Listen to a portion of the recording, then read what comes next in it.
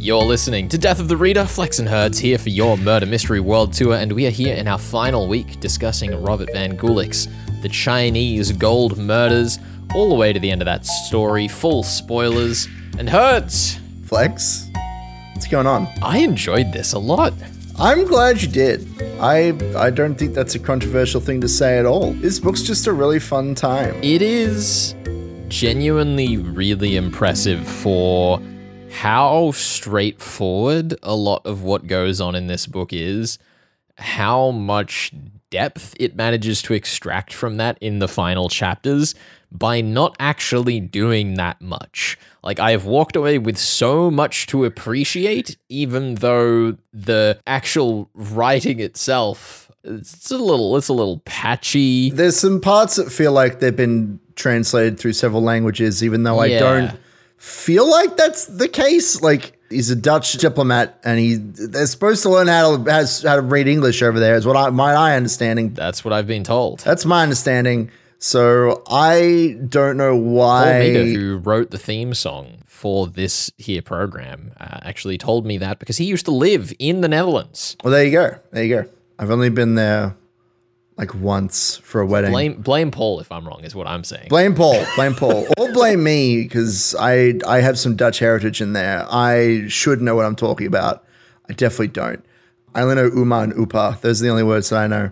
Or is it Opa? Anyway, point is. Yeah, there's a couple of scenes where there's some holy heavens repeated a few too many times and some characters that elucidate things in a slightly strange way. Well, a lot of the dialogue is like a little bit like awkward in the way it's delivered, and that's kind of something that's throughout the book. But I think that the commitment that Robert has to kind of revealing the different crimes and motivations through like Chinese cultural touchstones really sells that. Like, there's this really long sequence where we go to watch a play, and the way that it's delivered to the audience is that our magistrate D can't follow the play for whatever. It's like the equivalent of Shakespearean language being used on stage, right? Yeah, they like speak a weird intonation that he can't follow. He has to have it interpreted to him by his head thug, Hung Lang, who loves the theater, because of course the head thug loves the theater. That's great. Well, he's the Sergeant Hung, I believe it is, who's like, yeah, I'll translate this to you.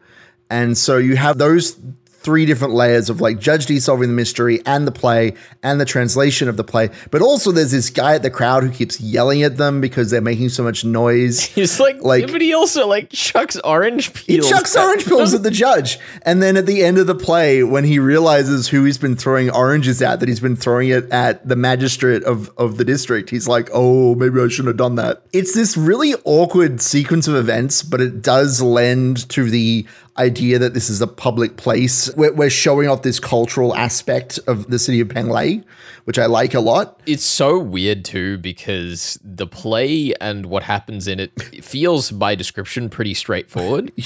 Almost too straightforward. It is basically a stage play about a magistrate going around and solving three mysteries. Yeah, it's crazy how that happens. And those three mysteries just so happen to have a couple of coinky-dinkle little parallels to what Judge D's been doing. The big one is that there are two brothers who have a dispute after their father has died. Yeah. And the father gives them a message inside of an almond. It didn't matter what was written inside the almond because it's been like faked or whatever. But the almond itself is a clue because the bad brother, his breath smells of almonds. He like eats a lot of them or something. And so the clue here is that Judge D needs to look at what is containing the information in the different mysteries rather than the information itself. And there's a lot of those sorts of metaphors kind of wrapped up in this part of the novel. I did like that it didn't make it feel too cartoonishly parallel, but I thought it walked the line really well. But the other thing that's nice about it is it sort of captures a little bit of the, here it comes, Herds, magical realism. Well, it's almost like that's something I've been really pushing over the past couple episodes. And I have a confession to make. I have been pushing it honestly way harder than the novel actually pushes the aspects of magical realism in the book. But it is my favorite part of the book. I think the fact that the book doesn't push it too far is part of what makes it so effective. Sure, yeah. It's a matter of taking advantage of medium, I guess would be the key detail that I'd say. Like, you could not pull off the sort of magical realism that this story does, because a lot of it comes down to the way that you mentally interpret how characters say their lines. Sure. So when Po Kai is interrogated on when he saved Judge D's life on a rickety old bridge, he says, "What bridge?" And it is completely up to your interpretation whether he goes, "What bridge?" or "What bridge?"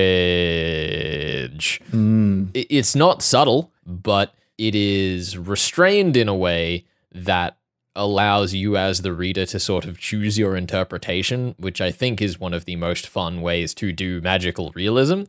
So by not saying a lot, it covers a lot of ground. Yeah, I mean, I would also add that in addition to that sequence, there is a little bit more context with the description of the magistrate in that the magistrate's ghost in that moment is that they are like decomposing and have no eyeballs, which is great. So either Po Kai has really upped their makeup game or it is just a ghost. And the other mystery, which I really enjoyed, is Tang confesses to being the were-tiger. Or does he confess to being gay? Which is it, Herds? It can be both. It can be both. It could be both. It's very clear that he's like coded as being gay. That's the subtext. But like he talks about how he physically went out into the night and like clawed at people and attacked them, and he had blood in his hands, all this stuff. And obviously it could be just his fears, you know, when Judge D says, "Oh, maybe Fang, your old flame who's totally dead right now, was killed by the were-tiger." Tang, you know, this might just be his delusions of like, what if I was the one who killed Fan by like turning into a were-tiger? That'd be crazy and awful, and I'd really hate to have done that. I mean, listen, they say the ceiling needs repairs. Maybe it's mold. Maybe he's hallucinating from mold inhalation. You don't know. Who knows? But like, clearly they're writing that line where either he is a were-tiger or he's been driven mad by grief of his lost loved one. But obviously, the very next chapter, the thug characters go out and they hunt a tiger. They bring back a tiger. Whether or not it is the tiger and there was no were-tiger, or if it's like a spiritual manifestation of Tang, or if it's, you know, completely unrelated, you know, we don't know for sure. I will say, though, I felt like them bringing the tiger back in and being like, "Yes, we'll cut it up and make a chair thing for you, Judge D," very much great. read to me as I wanted to explain this prop from the later books. I wonder about that. I mean, I think, honestly, even though the were-tiger is not mentioned as a mystery, it's probably my favorite subplot in this book. I love the way that that's handled. Also, I was so disappointed. Okay, when I got to the page in the book, Herds, where they explain what happened to the monk who ended up being found where they were looking for Mrs. Koo. Can you just, I know how that happened, but can you just remind us what happened there? What I'd said was that, you know, because they'd come across a woman being adulterous and she'd run off into the night or whatever. She would have been naked, and maybe she ran across the monk and the monk died of a heart attack. And the way that it was laid out in my e-reader, I turn the page, there's the picture of the monk standing next to a naked woman, and I'm like, oh my gosh. It's gonna happen. Oh my gosh, is it real? Did monk die from naked lady? From heart attack from boobies? Yeah, dude, he's found in the mulberry bush. Straight up. But no, it turns out they were then accosted, and the monk, while trying to defend the woman, died of a heart attack for fear of combat? That's what it is. It's ridiculous. It's really, really strange. Yeah, the body switching of that particular monk and the woman in the bush is very strange. Although it does serve well to like tie Po Kai into the situation and to throw in that extra clue of the staff. Yeah. Out of all the clues, when Dr. Zhao shows up, you know, the day after when they find the bodies, and it says Dr. Zhao showed up and he had these robes on and his physical description, blah, blah, blah. But then as he's leaving, it says, and Dr. Zhao leaned on his walking stick. But the stick is not mentioned before the end of the scene, and that's a clue because he picks it up off of the monk's body, which is great. I really enjoy those sorts of subtle clues like that. I thought that was really well inserted. Yeah, I mean, there is a lot of good work that they do, especially like talking about how the staffs are hollow. They really set it up well. I will say I felt vindicated. I did feel vindicated because I had sort of ignored the staff clue. I know, which is wild. That just happens to me. Herds has seen me run off into the distance in enough narratives. I need to be very clear. I know we're not in the mystery section, but like when I read this book and they mentioned staves once and they mentioned them again and they said there's a big hole full of broken staves, I was like, oh, so the gold's in the staves. That's like the mystery. That's very obvious. And the fact that you had no clue, you saw basically everything else. I felt very vindicated by Judge D commenting how much of a risk it was to put gold in very hollow staves because they would have been very easily searched. I felt vindicated. Well, only if you broke it open. Anyway, let's not talk about whether you would separate an old monk from his walking stick. Okay, let's not go there. You would, Herds. I would not. I would absolutely not. would. No. Listen, you would walk out of a mulberry bush naked, startle a monk, give him a heart attack, take his staff, and run off with the gold inside it. I mean, I don't know. I don't think that she knew there was gold inside the staff. But you know what? If she knew, I'm not saying she did. I'm saying you did. True. That way, I wouldn't have ended up on a Korean prostitute ship. Mm-hmm. That would not have been a thing. Which is a wild part of this story. I need to let you know the chapter after the one that we like ended on last week, where this woman runs into the tribunal, like, I've got this woman and Pokai gave her to me to keep on my whore boat. It's ridiculous. It's a whole thing. It's very silly the way that she just barges in. And it's like typical of all the things we're talking about, how the tribunal is the time where Judge D gets handed plot points where they're like, you seem to have come to a bump in the road. So here comes this lady with the actual bolting bride. Here she is to the tribunal and enjoy. Like it happened with the butchered bully case. It happened with the bolting bride case. Someone walks into the tribunal and says, oh, I know who did that. And Judge D is like, well, I guess the case is solved. Like, it's great. He still obviously is a step ahead of these characters as they're like unveiling things to him, but it's very silly how easily some of these cases would have been solved. I do also quite like the way that the gong sounding for the morning tribunal sessions is like a timer expiring for Judge D to complete his quest. Sure. Yeah. It keeps interrupting them in various scenes where they're discussing what's going on, and that's when the rest of the clues show up. Yeah. So it's like, have you figured it out by now? Well, there's a few points in the story where Robert draws attention to like the various routines of the town.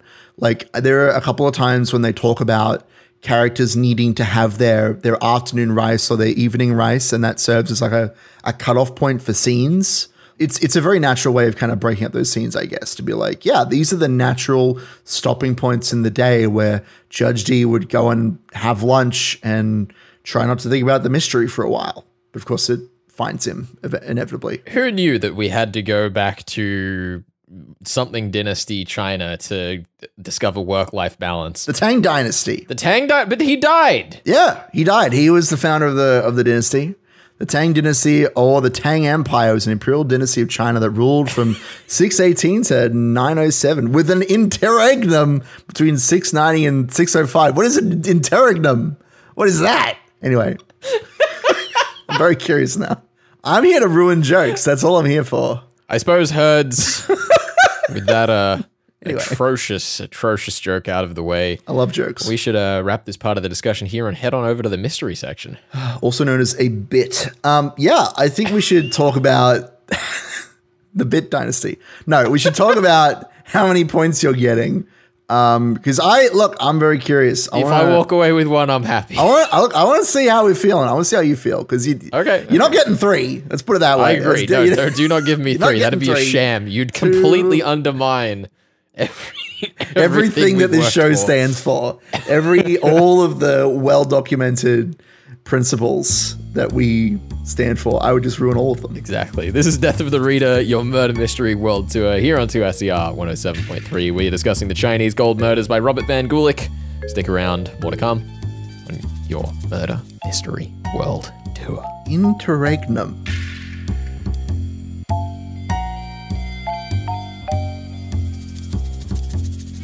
You're listening to Death of the Reader. Flex and Herds here for your murder mystery world tour. Herds taking a drink right as I start the theme song there, and you're just overwhelmed on the other side of the table. Look, I gotta clear my throat just in case I need to talk for 20 minutes at least once, even once we're off the air. I need to keep talking. There's a lot to discuss. So Herd's points. I need to know. Yeah. So I'll be honest. I feel like I need to pull you because I'm torn. You're not getting 3, but 1 feels too low, but 2 is kind of a toughie because look, you proposed 2 different theories. I did. I think you proposed. So that's like 1 point. You managed to nail down I would argue, the core facts of one of the 3 cases. It's kind of hard for me to pick whether you should receive 1 or 2 because you did figure out who the criminal was and that it was the gold. And with some prodding, you figured out the staff thing. To your mind, Herds, what is the main case of the Chinese gold murders by Robert van Gulik? Oh, it's clearly the magistrate case. Shut up. There's only, unless it's the Were-Tiger case, but let's not open that can of worms. It's clearly the magistrate case, right? So if you were to on a show where there are no half points, allocate points, you would put 1 point to the main case and 1 point to the 2 side cases. Surely. Would I? Do you think you deserve 2 points, Flex? Is that how you feel? Not really, but just like mathematically speaking, it would be consistent. Okay. With the standards that we've definitely set. That's 100% accurate. There are consistent rules for every episode. Yeah, like let's say that. Let's say that there's 1 point to the side cases that you definitely don't get, but then you get the main case. You figured out the who. You figured out, you said that they brought the gold on the boats, which was totally wrong. I think you also said that it was Korean gold, which is definitely wrong. It was Korean gold. Was it though? Was it just like specifically say that it was really easy to get gold out of Korea, and that's why they had a whole bunch of it coming through the port? That's a true statement. Do I have to double check this? That's absolutely a true thing. Don't pull the rug out from under me here on this program. I just need to make sure you know what you're talking about. I mean, I don't, but that doesn't mean that, I can't stand on a nice rug. Okay, I'll tell you what. I've read through my notes. It is from Korea, but you said that it was like through the boats when the main thing I wanted you to talk about was the staffs, which you did not understand without some prodding and pushing, and I'm going to keep coming back to this one. But we do have that entire ordeal where supposedly the bonfire at the monk temple was covering for them melting the gold into the statue. It's true. I got that. However, you did miss the entire statue. Like the original statue was getting like clubbed and thrown in the river. You did miss that. That's true. You did miss that entire plot point. A man was potentially murdered, and you didn't even figure out that it wasn't a man at all. I don't know. Do you think it's worth? You think you're worth 2 points? How are you feeling? You feel like you solved it to satisfaction? I want you to argue. I want you to tell me why you deserve your desperate points. Desperate points. I don't know what else. What other word? Yep. Yeah, it's interesting because I think the case of the statue getting thrown into the river was like a very accidental side piece that they just kind of glazed over, and in hindsight I'm surprised that they didn't make more of a deal of it. Like in a murder mystery story, another murder happens and 1.5 other murders get more focus than one other full fake murder. It's sort of an interesting narrative structure. Like my assumption was, I guess, that the statue being thrown into the river, it didn't really matter who it was because it was just trying to point out like the way that they were smuggling things in, which was via the boats. So even though, yes, I missed that it was the statue that went into the water. And I think that was a well-laid clue by Robert van Gulik. The general... You can't butter me up through Robert. That's not how this works. That's exactly how this works. I'm an expert. That's not how this works. I do think that generally that was just pointing at like, yeah, they're moving the goods through the ports, through the boats. It's the people who own the boats that are actually doing the smuggling.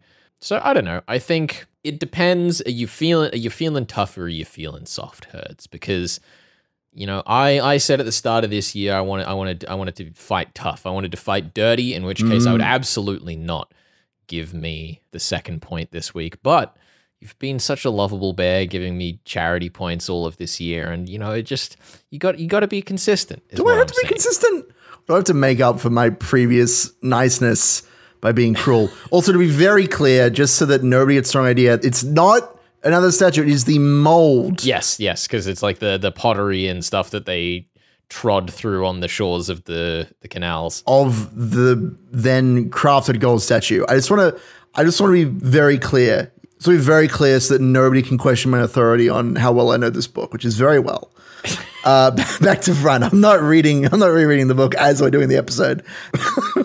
Anyway, have we ever done an episode of this show, Herds, where one or the other of us hasn't checked the book during like every session? It's true. I think it's usually you, but that's because you're like, I'm going to solve this right now. I'm going to solve it live on air. I make my notes in line on the text, so I'm typically reading my notes from the book as I That's very things. True. I'll tell you what, I think that because I am not a spiteful human being, I do think that you nailed down most of the plot. You figured out who the criminals were. You figured out that they wanted the sweet, sweet gold in their hills. I think you deserve 2 points. Frantically looking around the studio trying to find something that I can make a champagne cork sound with. I will give you your 2 points, but only because that's what Judge D wouldn't do. He would throw you in jail, but I am not. In jail? He would. He'd be like, you didn't solve everything. He let so many people go. That's not true. He threw that peasant in jail. That was honestly weird. Like, there are so many other people who come into the tribunal, and he's like, don't you know that's illegal? He throws that one person in jail. It's so sad. The peasant gets done in. It feels very out of character, honestly, but I know. Yeah. That's class critique by Robert van Gulik.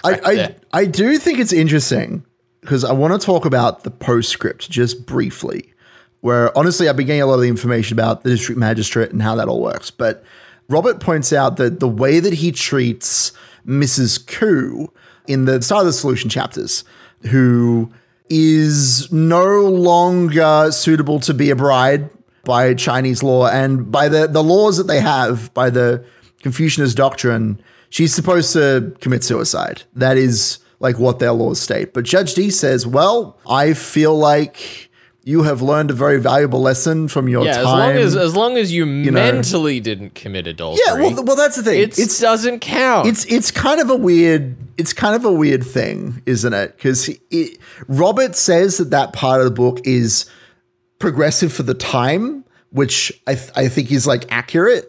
But it's very interesting the way that it's framed, as you say, where he's like, yeah, like maybe you mentally didn't commit adultery. I like, though, that Robert is like, let's talk about women in ancient society and how their like position is furthered through cases, like law cases, and the way that those cases are decided, because it sets precedent, which is a thing that still happens. That's how law works. We like have cases occur that set precedent for future cases, and it knocks on from there. Can I say, though, I did find in the postscript one thing that was really strange is we're talking about Mrs. Koo and how she would have been expected to commit suicide. Absolutely. And Robert also says, all in all, the ancient Chinese system worked reasonably well. Capital sentences had to be ratified. I'm skipping some lines here. Capital sentences had to be ratified by the throne, and every accused could appeal to the higher judicial instances.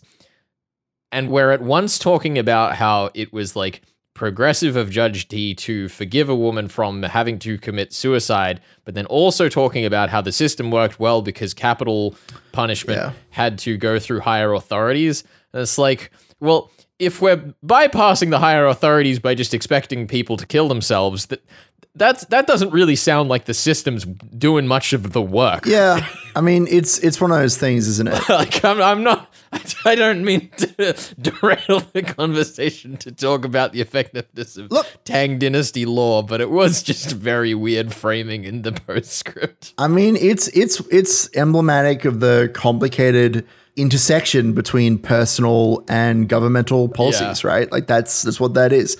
And yes, I'm using big words to avoid having to take a stand on this because I don't feel like I'm qualified.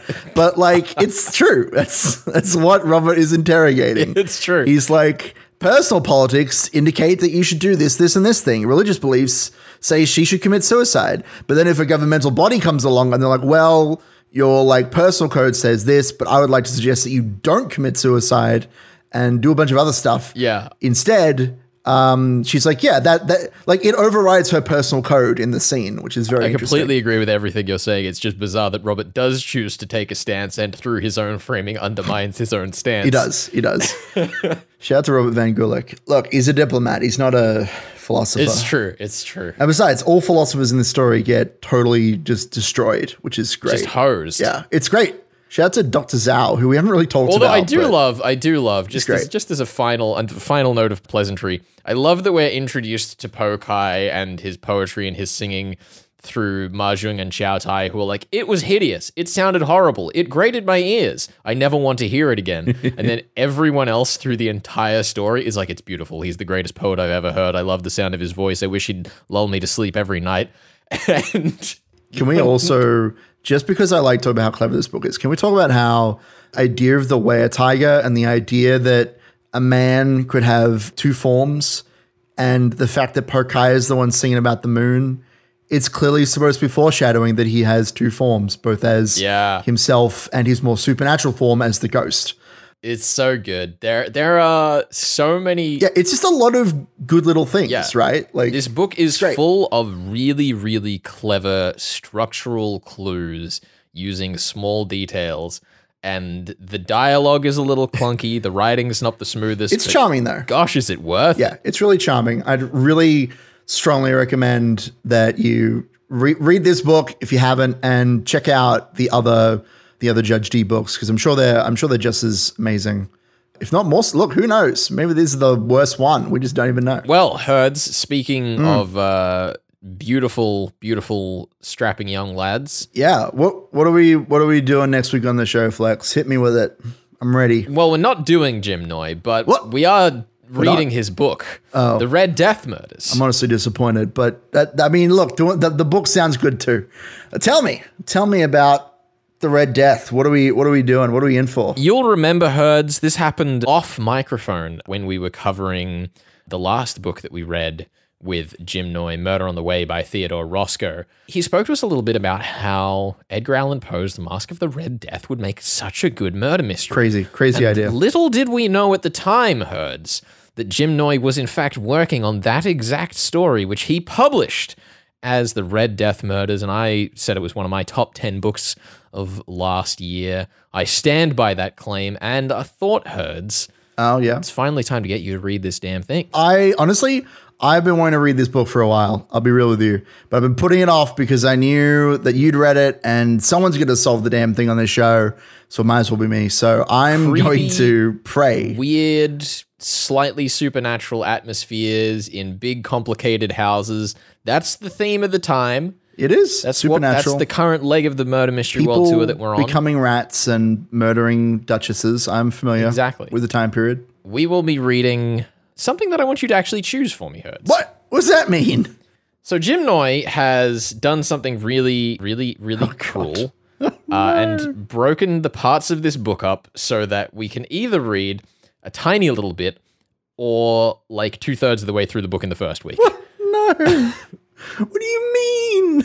I mean, we can't read 2/3 of the book in the first week. Can we? Well, okay. Let me definitely going to trim this down. Why are you putting this decision on me? Have you not done your research? What's happening? Listen, if I didn't think it was a good idea, I wouldn't suggest doing the longer one, but I want to know if you're up for it. I'm up for it. I'm up for some reading. That just gives me more clues to work with. That makes it really easy to figure out what's going on, because then you have to have a second week. Look, then I basically know everything. I'm down to read the 2/3 of the book. I think that'll be a fantastic time. In that case, Herds, next week on the show, we will be reading parts 1 to 3 of The Red Death Murders. That is chapters 1 to 15 of Jim Noy's little old book. Sounds great. I'm looking forward to this. I'm excited to see how I go solving one of those supernatural murders. I'm either going to say it's ghosts or I'm just going to be wrong. It's going to be great. I'm excited. It could be, it could be ghosts. You never know what these golden age murder mystery enthusiast types are up to. Red ghosts. Mm-hmm. What did Jim Noy bring to the table last time? Was it that horribly racist book? Was that one? Yeah, it was Murder on the Way by Theodore Roscoe. I mentioned it not 8 minutes ago. You know what? I'm ready. I'm ready to murder some Red Death on the way. That's what's going to happen. It's going to be great. This is Death of the Reader, your murder mystery world tour. Thank you for joining. myself and Herds as we read Robert van Gulik's The Chinese Gold Murders. We'll be back with the Red Death Murders by Jim Noy next week on the show. Stick around. You're listening to 2SER 107.3. Let's lock ourselves in a castle. Let's go.